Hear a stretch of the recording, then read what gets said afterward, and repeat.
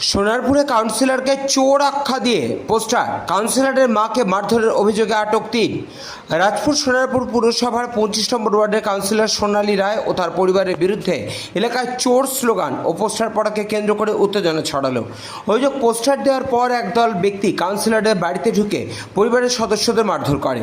ঘটনার পর অভিযুক্তদের ধরে প্রশাসনের হাতে তুলে দেন স্থানীয় বিজেপি কর্মীরাই। এই ঘটনায় ৩ জনকে আটক করেছে সোনারপুর থানার পুলিশ। তদন্ত শুরু হয়েছে। জানা গিয়েছে, কাউন্সিলর সোনালী রায় ও তার স্বামী বিজিত রায়ের বিরুদ্ধে তোলাবাজি ও কাটমানি নেওয়ার অভিযোগ তুলে এলাকায় পোস্টার দেওয়া হয়। কাউন্সিলরের দাবি, লাভলি মৈত্র বিধায়ক থাকাকালীন তিনি কার্যত ঘরবন্দি অবস্থায় ছিলেন এবং সেই সময়ও একাধিকবার হুমকি পেয়েছিলেন। সম্প্রতি তিনি ফের সক্রিয় হয়ে সরকারি কাজকর্ম শুরু করেন। তার মধ্যেই এই ঘটনা ঘটল। তৃণমূলের অভিযোগ, ঘটনার সঙ্গে বিজেপি সমর্থিত দুষ্কৃতীরা জড়িত। তবে বিজেপির মণ্ডল সভাপতির দাবি, অভিযুক্তরা বিজেপি কর্মী নন। তার অভিযোগ, তৃণমূলেরই কাউন্সিলর বিরোধী গোষ্ঠী পরিকল্পিতভাবে এই ঘটনা ঘটিয়েছে এবং বিজেপির নাম জড়ানোর চেষ্টা করছে। ঘটনাকে ঘিরে এলাকায় রাজনৈতিক চাপানোতর তীব্র হয়েছে। পুলিশ পুরো ঘটনার তদন্ত শুরু করেছে। দক্ষিণ চব্বিশ পরগনা থেকে বাবলু প্রামাণিকের রিপোর্ট, চ্যানেল 24/7। ব্যানার কেউ লাগাতে পারে, পোস্টার কেউ করতে পারে, তার সঠিক তথ্য প্রমাণ সহ যারা লাগিয়েছে তারা যোগাযোগ করুক, আপনাদের সাথে করুক, প্রশাসনের সামনে করুক।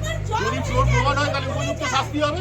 কি কারণ উনি আমাদের কোনো কাজই করেনি। যে 25 নম্বর ওয়ার্ডের কাউন্সিলর হয়ে একই পাড়ার মধ্যে একই গলির মধ্যে থেকে আমাদের যখন ভোটের দরকার পড়তো তখন গিয়ে বলেছিলেন উনি যে রাস্তা এই করে দেবো, এই ডিসেম্বরে করছি, এই কিন্তু মেনশন করেনি কোন ডিসেম্বর করছি, কিন্তু ডিসেম্বরে রাস্তা হচ্ছে। কত ডিসেম্বর চলে গেল, তার মধ্যে রাস্তা পরিষ্কার করে না।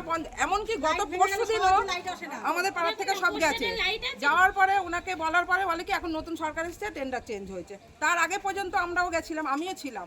বললো 4 তারিখের পরে যাই আসুক, আমি রাস্তা করে দেবো। একটাই অভিযোগ ছিল প্রথম থেকে, ছোট থেকে, যে এই ক্লাব, আমাদের ক্লাব নবসেবা ক্লাবটা বিগত 10 বছর ধরে বন্ধ। ক্লাবটাতে একটা শাটার লাগিয়েছে, টাওয়ার করেছে, ওরা করেছে, বন্ধ করে এর ভেতরে হচ্ছে তাদের ব্যবসার শুধু মিটিং হতো। 4 জন নাম, তাদের নাম বলছে, প্রথম হচ্ছে বিজিত রায় কাউন্সিলরের হাজব্যান্ড, একজন হচ্ছে বাপি দাস এই অপোজিট বাড়ি, আরেকজন হচ্ছে সোমনাথ কর, আরেকজন হচ্ছে সৌরভ দাস, তাকে সবাই রঞ্জন হিসাবে নামে চেনে।